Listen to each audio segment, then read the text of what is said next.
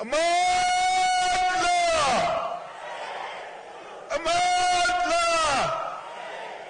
Maibuye! Comrades and friends, let me greet His Nambi and the girls. Let me greet Mam Stofile. Let me greet the Siwisa family, Deputy President, former President, Ministers, SG, TG, Chairperson, comrades and friends, thank you for the opportunity to be here with you today. Much has been said, and it's not my responsibility to traverse that ground again. I do want to say, pick up from what Prof. Tom said earlier and say that it's imperative that we take stock of the crossroads that the country is at. There's a very strong message that has been given to us on the 3rd of August, and it says that the working class in the cities of South Africa have turned their backs on the movement that has represented its interests for so long. That is the message that we must take, internalize, and recognize that much of it, as has been said, is self-inflicted. The challenge before us today is to draw from the life of Comrade Stoff and recognize a few things. The first of that is his style of leadership was inclusive and it was multidimensional. If you try and understand his life, it was all of the things that have been spoken about that have convened us here, even though we may have been part only of one element of it. He was an educator, a pastor, a sport administrator. Moreover, he was a revolutionary, a family person, a community leader. He was all of these things, and he didn't sacrifice the one part of it for the other. In fact, he worked and lived in a way where there were no contradictions between the various parts of his life. It's a very strong message. It's a very strong message because it was that allowed us to learn from him, and his style was not one that saw him get up and point fingers at others. It was one that was premised on the best traditions of love of leadership, a love of service, and a leadership through service. All of us who had contact with him before and during the UDF and since that period would be able to attest to that particular feature of his style, one that allowed for others to be included regardless of where they came from. It was that spirit that in fact drove the UDF to become an inclusive movement that understood its place in history and its responsibility as not replacing a bigger movement. But it was a movement that was premised on inclusivity, not only on non-racism and non-sexism, but also it was a movement that was able to draw together uniquely the South African Council of Churches, the Call of Islam, Jews for Justice. It was able to draw together rugby unions, football clubs, ballroom dance associations. It was able to take struggle into sectors that hitherto had been almost inconceivable. It was able to take struggle to parts of our geography that we didn't even know existed. It existed as a big education to all of South Africa. To some extent, as Comrade Sipho said, we've lost some of that. We've lost some of that inclusivity, and we've lost some of the values that drove a movement that was able to draw on the strengths of comrades like Comrade Stofile and take it forward. You see, now we must be careful because much of that history of the 80s through produced the militants that contributed greatly to what we have as a democracy in South Africa. It's a fruit of participation that all South Africans have tasted. And because of that, we need to be careful about how we deal with our people. You see, when we say to a priest, preach on Sunday and don't be a Christian on Monday, we are inciting a revolution against the state. Because people like Stoff were Christians in thought, word, and deed, and acted it out every single day. It's a style of life and not a job. When you say to sports administrators, well, just focus on the skill set of the athletes and not on the athlete in society, you fail to understand exactly where we come from. When you say to educators, run through the syllabus but don't make your students clever, you fail to understand the African National Congress, its traditions, a movement that has had very strong intellectual threads and foundations. And when we fail to understand where we come from, we will fail to serve our people in the future. That is the crossroads that we stand at, and I think the life of Comrade Stoff, the way in which he brought all the strands together in his style of persuasive leadership, represents that for us. And so as we stand before his casket today, it's important that we not just look back on the story of a long struggle, but we ask ourselves what equips us to deal with the present and the future. The people have spoken, we have to respond, and we have to respond indeed and demonstrate that the people have observed the wrongs that others have spoken of here, Budinsa and Sipho amongst them. Those wrongs are there. Those who were with Comrade Stoff towards the end know how he felt about these issues. We shouldn't just come here and look at the past of his life. We must make a pledge about the future and understand that it's entirely in our hands to make this country an inclusive place that will serve the interests of those who at this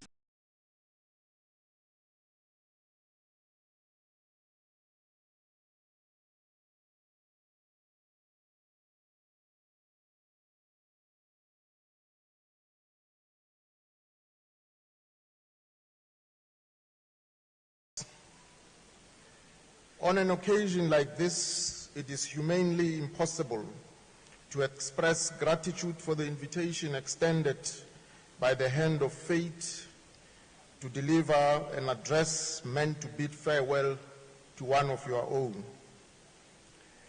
It is pain, sorrow, and grief that have conspired to bring us down here to Fort Hare this morning to lay to rest the mortal remains of Reverend Makhenkhesi Stofile, a comrade, a leader, and a brother in struggle. After traversing a long, rugged, and exacting period of history, Comrade Stoff came to the terminal point of his life, as we all will someday. Comrade Stoff parted ways with this mortal coil to repose in eternal peace on the other side of mortality, while his infectious laughter was still capable of reminding us of how wonderful it is to be human. For that and other reasons, we will miss him forever. Among the many foibles with which human life is fraught is the tendency to take for granted even that which lightens up our mundane lives, such as Comrade Stoff's electrifying character. It is only when we wake up to the staggering news of the disappearance from our midst of those we love that we suddenly realize the magnitude of the loss we have suffered in human terms. This loss that strikes us after the departure of our loved ones is best captured in the poem Without You by Odia Ofeimun, who reminds us that, and I quote, "In your absence, my life is all a stammer, hunted down by a non-existent tomorrow. I feel guilty of sins I have not committed, born of the winds of incessant fears. Without you, my earth suffers a demise of colors, as when a guest leaves a house at night, the light goes out. And I close quote. While Comrade Stoff will no longer bear the brunt of stresses and strains of the human condition, we whose lives he touched in the unique way that his soul was constituted are left reeling under the unbearable loss for which no recompense is conceivable. Human vulnerability to the arbitrary acts of fate's intervention in human life can only be offset by setting our sights on memories left behind. To mollify our pain, soothe our grief, and assuage our sorrow, we can only focus our minds on the worthy life Comrade Stoff lived, which endowed the human experience with imperishable memories. A product of a complex of influences and a man of many parts to boot, his immense contribution to the historical process was as expansive as the variety of the talents which he so lavishly shared throughout his well-lived life. His varied and ample contribution to our lives in a single lifetime seemed to have been spurred on by the realization that one day the day will come when the day will not come. In all, he leaves behind him 58 years of contribution to the struggle for human freedom from political oppression, economic exploitation, and social discrimination. Knowing no bounds, his huge contributions continued into the historical phase of a free South Africa, serving the South African people with distinction and aplomb. In both phases of the historical process, the liberation struggle and the governance of a free South Africa, he was laboring within the framework of his political home, the African National Congress. Within the philosophical framework of this political home, he was driven by the strategic vision to see through a united, democratic, non-racial, non-sexist, and just society that valued humanity in its diversity. Human beings are attracted to political parties of certain kinds, not so much because they have no other options, but because such formations happen to tug at the core of their souls. Individuals join political parties that seemed nearest to the deepest ideals they cherish. Upon realizing that such political parties would be vehicles to translate into reality their aspirations, they make common cause with such formations. In like manner, Comrade Stoff cast his lot with the African National Congress by dint of the resonances of its tenets to his mode of being. Such defining principles constitutive of the ANC's philosophical character spurred him on throughout his political life, shoring up his confidence in the moral correctness of his cause. Having found a concrete historical expression for his personal yearnings, he remained a member for his remaining natural life. While the historical record will tell posterity that the ANC developed comrades such as Comrade Stoff into formidable revolutionaries, it will most likely forget that Comrade Stoff and many like him equally contributed to the growing stature of the ANC in their own humble ways. Awed by the impersonal forces of history or nature, we tend to succumb to form instead of the exacting study of the essence.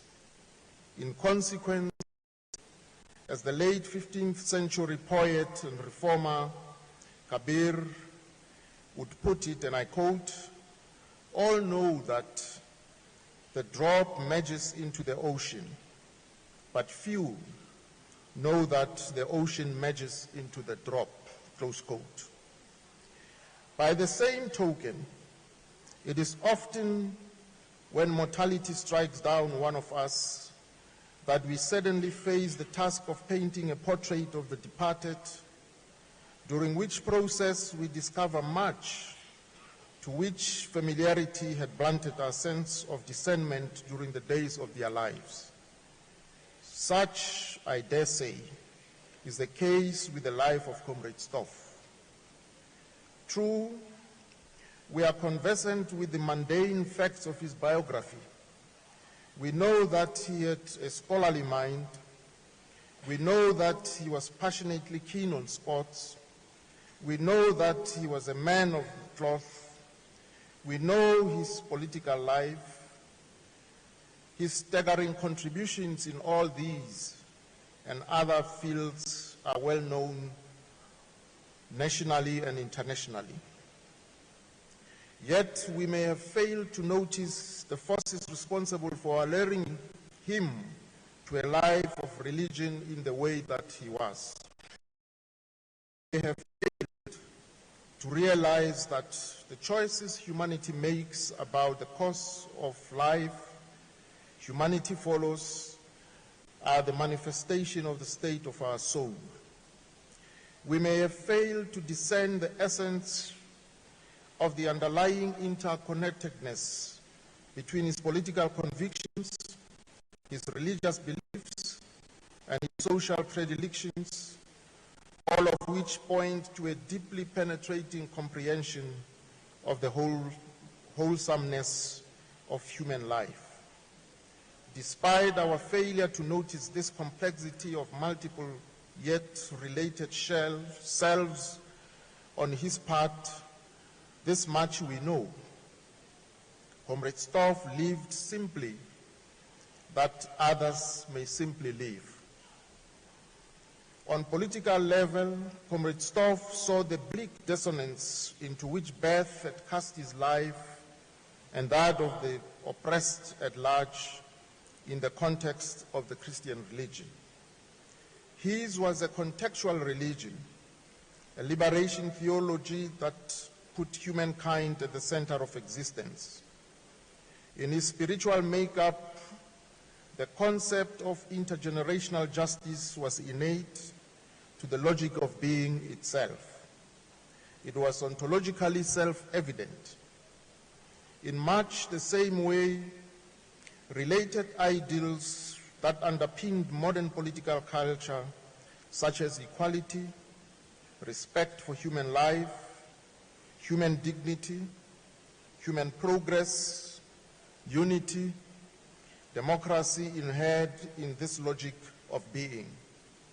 They simply elevated human existence.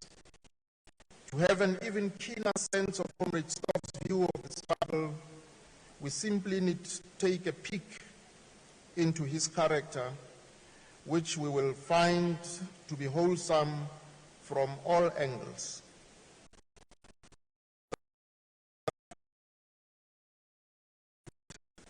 It did not make him infallible, for it is also an ineluctable element of the human condition to make mistakes. It is out of the act of making mistakes that we grow as human beings. As they say, to err is human. Yet, it is no less human to admit our mistakes. Similarly, it is no less human to be contrite and ask for forgiveness every time we err, particularly we who are privileged enough to occupy positions of national responsibility. Comrade Stoff knew that saying sorry for one's mistakes did not diminish one's stature. His grounding in Christian precepts enabled him to know that saying sorry is a cosmology of high consciousness.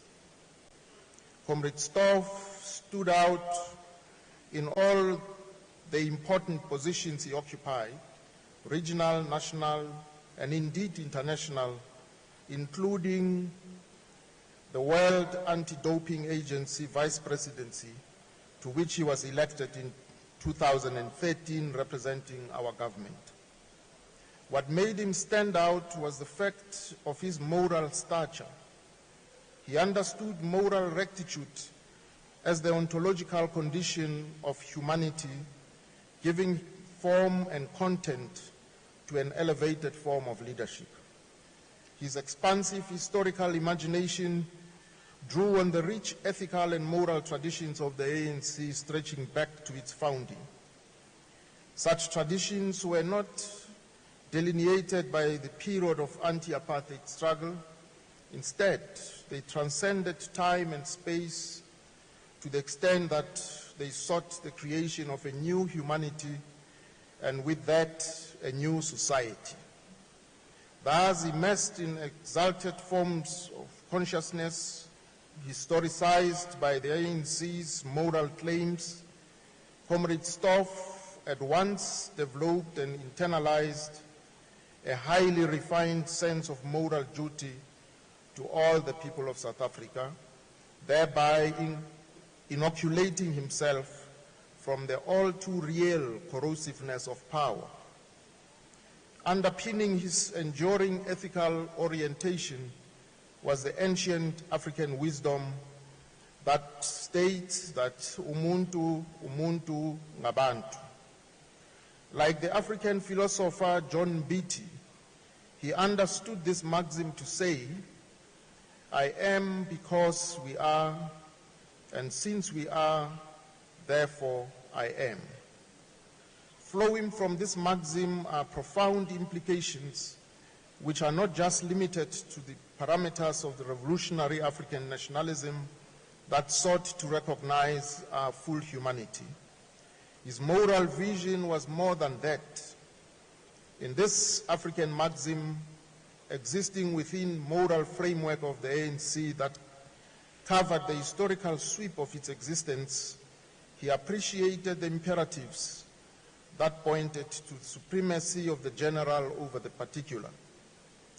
Predicating our political and social existence within such theoretically sophisticated imperatives in part means accepting the precedence of society's interests over our own individual interests. It means our character, our personality, our feelings, and everything that is in the personal zone of being plays second fiddle to the universal human interests. That would mean defending even those we personally detest as and when they advance the general interests. It means grounding our politics in lived experience so that what we say equals what we do. In this regard, Comrade Stoff did not have to embroil himself with such abstractions that consciously preached the theory of the supremacy of the general over the particular. All he needed to do was understand that he was in the struggle for the good of humanity. Proceeding from that conception, he would not be found wanting morally as he was in service to a higher moral vision. It is only when our conscious actions are constrained by a high moral purpose that transcends our personal interests and our egos that we as human beings are able to serve others with impeccability. This would explain Comrade Stoff's modest and unpretentious life to his last day. This would explain why Comrade Stoff never used public office for self-enrichment. This would explain why Comrade Stoff was and is, in his small way, a towering moral figure. Across human history, men and women have evolved high moral characters within clear religious, cultural, philosophical, or political framework grounded in ethical paradigms. With clearly articulated moral and ethical mode of existence, societies are able to be driven by high-level critical consciousness which at once withstands moral regression, even as it valorizes morally weighted starting points. All this is not to say that Comrade Stoff will always be remembered as a model of ethical propriety to the world that ritually worships at the altar of conspicuous consumerism. Indeed, men and women of Stoff's stature are easily forgotten by wider society once their mortal remains have been deposited into the bowels of the earth. His good name is unlikely to be evoked in boardrooms or classrooms. It will not be a staple fare in political debates or a center of elevated moral discourse in public conversations. The political pall of roguery and reprobation will not dissipate at the mention of his name. Be that as it may, in the annals of the history of both South African liberation struggle and the democratic experience, posterity will find Comrade Stoff to be among men and women against whom there was no moral complaint. A man of common touch and all seasons, Comrade Stoff was held in high esteem in all the domains in which he was immersed due to the moral worth of his nature. In the words of Sir Leslie Stephen, and I quote, "Nothing could be told by those who have the fullest means of knowledge which would not confirm the highest estimate derivable from his writings of the tenderness of the heart and the moral worth of his nature, and all that could be tend to justify the profound affection with which they cherished his memory," close quote. In conclusion, let us rejoice in the fact that there once was among us a man of flesh and blood named Makhenkhesi Stofile, who was an agent of change, who helped define the imperatives of his age. While at it, let us also accept that much as we needed him, that man does no longer belong to us. He belongs to the ages. Once again, to the Stofile family, as well as the Suisa family, Munambita and Mbamba, we say, may you be spared all the sorrow, and so may his soul rest in eternal peace. And I thank you for your kind attention.